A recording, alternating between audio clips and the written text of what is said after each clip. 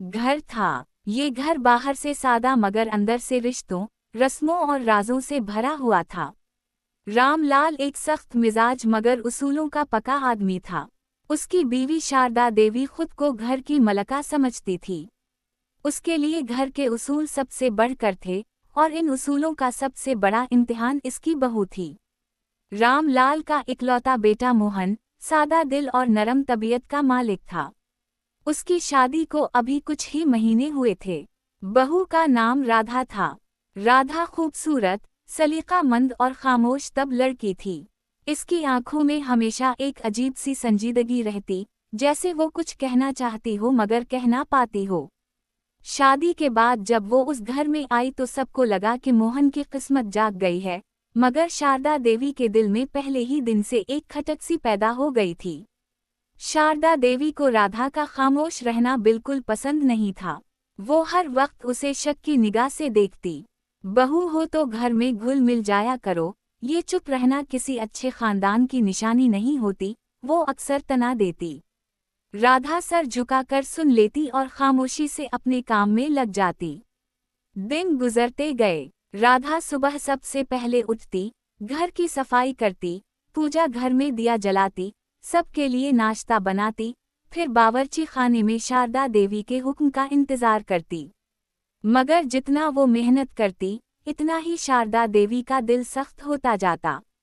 एक बात जो शारदा देवी को सबसे ज्यादा अजीब लगती, वो ये थी कि राधा अक्सर दोपहर के वक्त कहीं गायब हो जाती। वो ना कमरे में होती, ना छत पर, ना आंगन में। जब शारदा देवी पूछती तो वो बस इतना कहती, माँ जी, मैं जरा आराम कर रही थी। आराम? बहू को इतना आराम क्यों चाहिए? शारदा देवी बुड़बड़ाती, मगर कोई सबूत ना होने की वजह से कुछ कह ना पाती। मोहन अपनी बीवी से बहुत मोहब्बत करता था, मगर माँ के सामने वो हमेशा खामोश रहता। इसे लगता था कि वक्त के साथ सब ठीक हो जाएगा। राधा भी इससे कभी शिकायत ना करती। रात को बस खामोशी से इसके पास बैठ जाती, जैसे उसके पास बैठना ही इसके दिल को सुकून देता हो। एक दिन शारदा देवी ने तय कर लिया कि वो राधा पर नजर रखेगी। दोपहर के वक्त जब राधा ने खाना बनाया, सबको खिलाया और फिर आहिस्ता से बावर्ची खाने से निकली, शारदा देवी भी चुपके से इसके पीछे चल दी। राधा सीधा अपने कमरे में गई, दरवाजा बंद किया और अंदर से कुंडी लगा ली। शारदा देवी का दिल जोर जोर से धड़कने लगा। ये बहू आखिर अंदर क्या करती है? इसने खुद से कहा। वो दरवाजे के पास कान लगाकर खड़ी हो गई। अंदर मुकम्मल खामोशी थी, ना किसी के चलने की आवाज, ना किसी के लेटने की। कुछ देर बाद शारदा देवी ने आहिस्ता से दरवाजा खोलने की कोशिश की, मगर कुंडी अंदर से बंद थी। वो गुस्से और तजस्सुस के मिले जले जज्बात के साथ वापस चली गई। उसी रात शारदा देवी ने रामलाल से कहा, मुझे इस बहू पर शक है। ये लड़की ठीक नहीं लगती। दोपहर में गायब हो जाती है, कमरा अंदर से बंद कर लेती है। रामलाल ने अखबार से नजरें उठाए बगैर कहा, औरतों के वहम होते हैं। तुम बस बहू को ज्यादा मत सताया करो। मगर शारदा देवी का शक कम होने के बजाय बढ़ता गया। अगले दिन एक अजीब वाकया हुआ। शारदा देवी ने देखा कि बावर्ची खाने की दीवार पर एक बड़ी सी छिपकली बैठी है। वो गैर मामूली तौर पर बड़ी थी और इसकी आंखें अजीब तरह से चमक रही थीं। शारदा देवी को छिपकलियों से वैसे ही नफरत थी। इसने जोर से आवाज दी, अरे, ये छिपकली कहाँ से आ गई? राधा दौड़ती हुई आई। इसने छिपकली को देखा तो एक लम्हे के लिए उसके चेहरे का रंग बदल गया, जैसे वो घबरा गई हो। फिर फौरन उसने खुद को संभाला और कहा, माँ जी, मैं भगा देती हूँ। वो झाड़ू लेकर आगे बढ़ी, मगर छिपकली अजीब बात थी कि भागने के बजाय वहीं जमी रही। इसकी नजरें सीधी राधा पर थीं। राधा के हाथ कांपने लगे। शारदा देवी ने ये सब गौर से देखा। तुम इतना क्यों डर रही हो? ये तो बस एक छिपकली है, शारदा देवी ने शक भरे लहजे में कहा। राधा ने नजरें झुका लें, जी माँ जी, मुझे बस ऐसे ही डर लगता है। आखिरकार बड़ी मुश्किल से छिपकली दीवार के सुराख में घुस गई। मगर शारदा देवी के दिल में एक नया शक पैदा हो चुका था। इस रात शारदा देवी को नींद नहीं आई। इसके जहन में बार बार राधा का घबराया हुआ चेहरा और वो अजीब सी छिपकली घूमती रही। कहीं इस लड़की का कोई राज तो नहीं, इसने खुद से कहा। कुछ दिन बाद एक और अजीब बात सामने आई। घर में दूध अचानक खराब होने लगा। कभी सालन में नमक ज्यादा हो जाता, कभी खाना जल जाता। शारदा देवी को लगा कि ये सब राधा की वजह से हो रहा है। वो इस पर चढ़ दौड़ती, मगर राधा खामोशी से सब सुनती रहती। एक शाम मोहन ने देखा कि राधा आंगन में बैठी रो रही है। इसने घबरा कर पूछा, क्या हुआ राधा, तुम क्यों रो रही हो? राधा ने आंसू पौंछे और धीमी आवाज में कहा, कुछ नहीं, बस ऐसे ही। मोहन ने इसका हाथ पकड़ लिया, तुम मुझसे कुछ तो कहो, मैं तुम्हारा शौहर हूँ। राधा ने हाथ छुड़ा लिया और कहा, बस थोड़ा वक्त दे दो, सब ठीक हो जाएगा। उसकी आवाज में ऐसी बेबसी थी कि मोहन कुछ कह ना सका। उसी दौरान मोहल्ले में एक बुजुर्ग औरत रहती थी, जिसे सब दादी अम्मा कहते थे। वो जुड़ी बूटियों और पुरानी कहानियों का बड़ा इल्म रखती थी। शारदा देवी एक दिन इसके पास गई और अपने शक का जिक्र किया। दादी अम्मा ने गौर से सुना और फिर आहिस्ता से बोली, कभी कभी कुछ कहानियां हकीकत बन जाती हैं। पुराने वक्तों में मैंने सुना था कि कुछ लोग शराब के तहत जानवरों की शक्ल में रहते हैं। शारदा देवी का दिल कांप गया, आप क्या कहना चाहती हैं? दादी अम्मा ने सीधा जवाब ना दिया, बस इतना कहा, नजर रखो, सच खुद सामने आ जाएगा। इस रात शारदा देवी ने फैसला किया कि वो राधा के कमरे की निगरानी करेगी। जब सब सो गए, वो आहिस्ता से उठकर राधा के कमरे के बाहर जा खड़ी हुई। अंदर से हल्की सी आवाज आ रही थी, जैसे कोई सरसराता हुआ चल रहा हो। शारदा देवी की सांस रुक गई। इसने दरवाजे की दर्ज से अंदर झांकने की कोशिश की, मगर अंधेरा था। अचानक अंदर से एक साया दीवार पर चढ़ता हुआ नजर आया। शारदा देवी खौफ से चीखने ही वाली थी कि इसके मुंह से आवाज ही ना निकली। इसकी आंखें फटी की फटी रह गईं।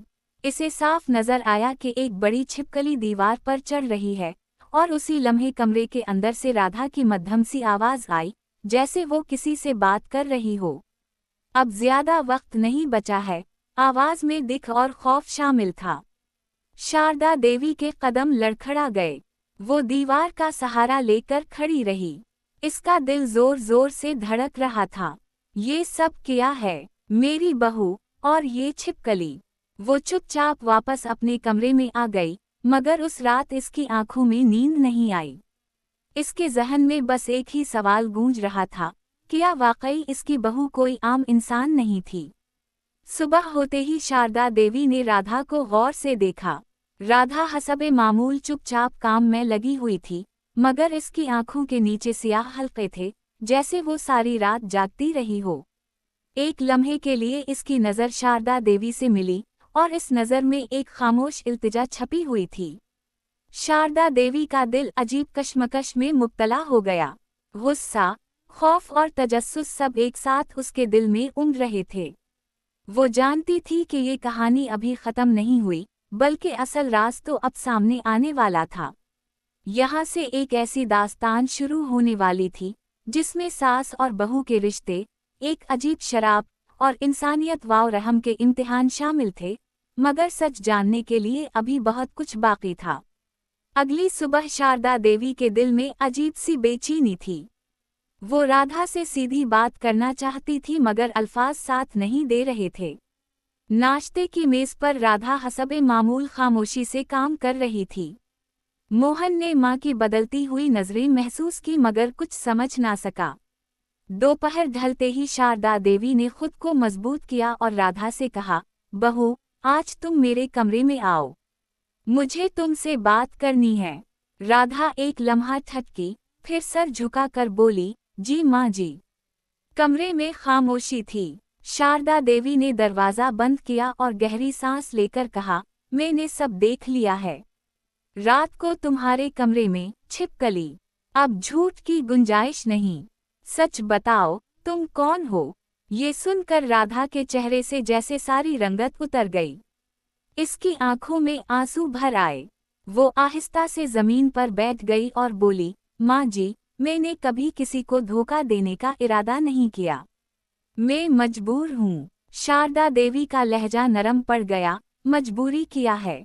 राधा ने आंसू पोंछते हुए कहना शुरू किया, मैं एक आम लड़की ही थी। मेरे वालिदैन गरीब मगर नेक दिल थे।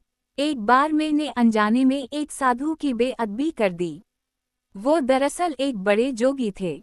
गुस्से में आकर इन्होंने मुझे शराप दे दिया कि मैं दिन में इंसान और रात के कुछ छिपकली की शक्ल में रहूंगी। ये शराप तब तक रहेगा जब तक मुझे ससुराल में सच्ची मोहब्बत और कबूलियत ना मिले। शारदा देवी साकत रह गई। फिर मोहन से शादी, ये सब किस्मत का खेल था, राधा ने रोते हुए कहा। मुझे बताया गया था कि शादी के बाद अगर सास मुझे दिल से बेटी मान ले, बगैर शक और नफरत के, तो शराब टूट सकता है। मगर माँ जी, मैंने हमेशा आपके दिल में शक देखा। उसी लिए मैं डरी रहती हूँ। रात को जब शराब का असर बढ़ जाता है तो मैं खुद को कमरे में बंद कर लेती हूँ। मैं किसी को नुकसान नहीं पहुँचाना चाहती। कमरे में खामोशी छा गई। शारदा देवी के दिल में एक तूफान बरपा था। उसे अपने रवैये याद आने लगे, तने, शक, सख्त अल्फाज। इसकी आंखें भर आईं। मैंने तुम्हें कभी समझने की कोशिश ही नहीं की, वो धीमी आवाज में बोली। उसी लम्हे मोहन दरवाजे के बाहर आकर रुक गया।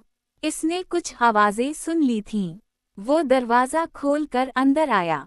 ये सब क्या है? माँ, राधा रो क्यों रही है? राधा घबरा गई, मगर शारदा देवी ने हाथ उठाकर उसे रोका। मोहन, आज तुम्हें सब सच जानना चाहिए। फिर इसने राधा को देखा। बेटी, अब छुपाने की जरूरत नहीं। राधा ने कांपती आवाज में सारी बात दोहरा दी। मोहन की आंखों में हैरत और दर्द था, मगर उसके चेहरे पर नफरत का शाबा तक न आया। वो राधा के पास बैठ गया और इसका हाथ थाम लिया। तुम अकेली नहीं हो, जो भी हो, तुम मेरी बीवी हो। शारदा देवी की आंखों से आंसू बहने लगे। बेटी, अगर वाकई मेरे कबूल करने से तुम्हारी तकलीफ खत्म हो सकती है तो मैं अपनी सारी गलतियों का कफ़ारा अदा करना चाहती हूँ। आज से तुम मेरे लिए बहू नहीं, बेटी हो। ये सुनते ही राधा ससकियां लेकर रोने लगी। कमरे की फिजा अचानक बोझल हो गई। दीवार के कोने में हल्की सी हरकत हुई। एक छिपकली आहिस्ता आहिस्ता जाहिर हुई, मगर इस बार वो खौफनाक नहीं लग रही थी। इसके गर्द जैसे हल्की सी रोशनी थी। शारदा देवी ने दिल मजबूत करके उसकी तरफ देखा, मगर उस बार उसके दिल में नफरत नहीं, रहम था। बेटी, अब तुम्हें कोई शराब नहीं छुएगा, उसने कांपती मगर पुरअज़म आवाज में कहा। अचानक कमरे में तेज रोशनी फैली। मोहन ने राधा का हाथ मजबूती से पकड़ लिया। चंद लम्हों बाद जब रोशनी मध्यम हुई तो छिपकली गायब थी। राधा बेहोश होकर मोहन के कंधे पर गिर गई।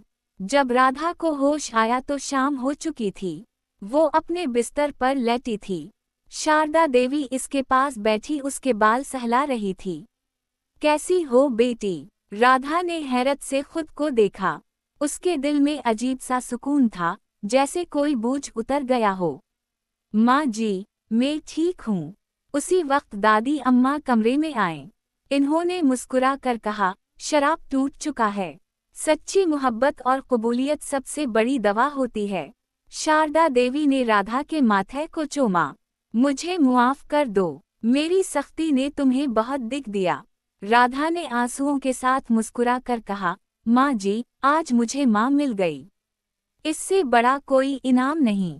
इस दिन के बाद घर का माहौल बदल गया। शारदा देवी ने राधा को हर जगह बेटी की तरह साथ रखा। मोहन के चेहरे पर भी सुकून था। वो राज जो कभी खौफ की अलामत था, अब एक सबक बन चुका था। मोहल्ले वालों को कभी इस शराब की हकीकत मालूम ना हो सकी, मगर रामलाल के घर में अब हंसी और मोहब्बत की रोशनी थी। शारदा देवी अक्सर सोचती कि अगर वो पहले दिन से दिल खोल कर राधा को अपना लेती तो शायद ये सब ना होता। ये कहानी उसी सबक पर ख़त्म होती है कि शक और नफरत रिश्तों को तोड़ देते हैं, और मोहब्बत, सब्र और कबूलियत वो ताकत है जो हर शराब को तोड़ सकती है। इस कहानी का अखलाकी सबक हमें जिंदगी और रिश्तों के बारे में एक गहरा पैगाम देता है। इंसान अक्सर ज़ाहिरी बातों, आदतों और खामोशी को शक की निगाह से देखने लगता है, जबकि हकीकत कुछ और होती है। सास ने बहू की खामोशी, तन्हाई और अलग रहने को इसकी कमजोरी या गलती समझा, मगर उसके पीछे एक दर्द और मजबूरी छपी हुई थी। ये हमें सिखाता है कि बगैर समझे, बगैर सुने किसी पर इल्ज़ाम लगाना नाइंसाफ़ी है। रिश्तों में सबसे ज़्यादा ज़रूरत एतमाद और सब्र की होती है। अगर घर के बड़े दिल खिला रखें, बातचीत को तरजीह दें और अपने फैसले जल्दबाजी में ना करें तो बहुत सी गलतफहमियां खुद ब खुद ख़त्म हो जाती हैं। शारदा देवी अगर शुरू में ही राधा को बेटी की तरह अपनाती, इससे बात करती और उसके दिल की कैफियत समझने की कोशिश करती तो ना खुद परेशान होती और ना बहू को तकलीफ पहुंचती। ये कहानी हमें ये भी सिखाती है कि औरत का औरत के साथ रवैया कैसा होना चाहिए। सास और बहू का रिश्ता अक्सर मुकाबले और अना की वजह से खराब हो जाता है, हालांकि अगर यही रिश्ता माँ और बेटी का बन जाए तो घर जन्नत बन सकता है। सास का फर्ज है कि वो बहू को घर का बोझ नहीं बल्कि घर की इज्जत समझे, और बहू का फर्ज है कि वो सब्र, एहतराम और सच्चाई से काम ले। कहानी में शराब एक अलामत है। ये इस ज़हनी और जज्बाती क़ैद की नुमाइंदगी करता है जो शक, नफ़रत और सख्ती की वजह से पैदा होती है। जब सच्ची मोहब्बत, कबूलियत और हमदर्दी सामने आती है तो ये क़ैद खुद ब खुद टूट जाती है। इससे हमें ये सबक मिलता है कि मोहब्बत सिर्फ लफ्ज़ों से नहीं बल्कि रवैयों से ज़ाहिर होती है। ये सबक भी बहुत अहम है कि हर इंसान की ज़िंदगी में कोई ना कोई राज, दिख या मजबूरी होती है, जो वो हर किसी को नहीं बता सकता। अगर हम हर एक को शक की नज़र से देखने के बजाय रहम और इंसानियत की नज़र से देखें तो मुआशरा ज़्यादा बेहतर बन सकता है। आखिर में ये कहानी हमें याद दिलाती है कि बड़ाई उम्र में नहीं बल्कि सोच में होती है। जो इंसान मुआफ़ करना जानता है, कबूल करना जानता है और दिल से रिश्ते निभाता है, वही असल में बड़ा होता है। मोहब्बत वो ताकत है जो नामुमकिन को मुमकिन बना देती है, टूटे रिश्तों को जोड़ देती है और हर शराब को ख़त्म कर देती है।